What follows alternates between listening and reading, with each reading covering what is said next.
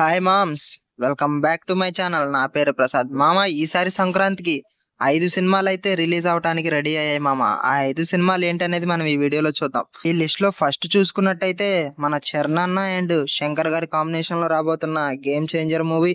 ఈ మూవీ మీద మంచి హై ఎక్స్పెక్టేషన్స్ అయితే ఉన్నాయి.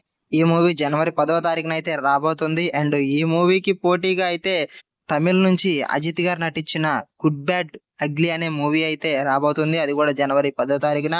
అండ్ నెక్స్ట్ చూసుకున్నట్టయితే సందీప్ కిషన్ నటిస్తున్న మజాకా మూవీ జనవరి 11వ తారీఖున అయితే రాబోతుంది. ఆ నెక్స్ట్ చూసుకున్నట్టయితే మన బాలయ్య బాబు అండ్ బావి కొల్లు కాంబినేషన్ లో రాబోతున్న డాకు మహారాజ్. ఈ మూవీ టీజర్ లో అయితే ఆల్రెడీ మెన్షన్ చేశారు, జనవరి 12వ తారీఖు ఈ మూవీ రిలీజ్ చేస్తామని.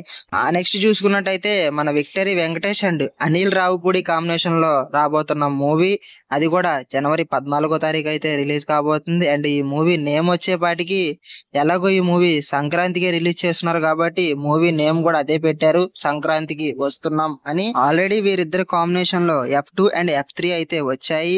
మరి ఇప్పుడు రాబోతున్న సంక్రాంతికి వస్తున్నాం అనే మూవీ అయితే వీరిద్దరి మూడో మూవీగా అయితే రాబోతుంది. అండ్ ఈ సినిమాలో వెంకటేష్ గారికి జోడీగా ఐశ్వర్య రాజేష్ అండ్ మీనాక్షి చౌదరి అయితే హీరోయిన్లుగా చేస్తున్నారు.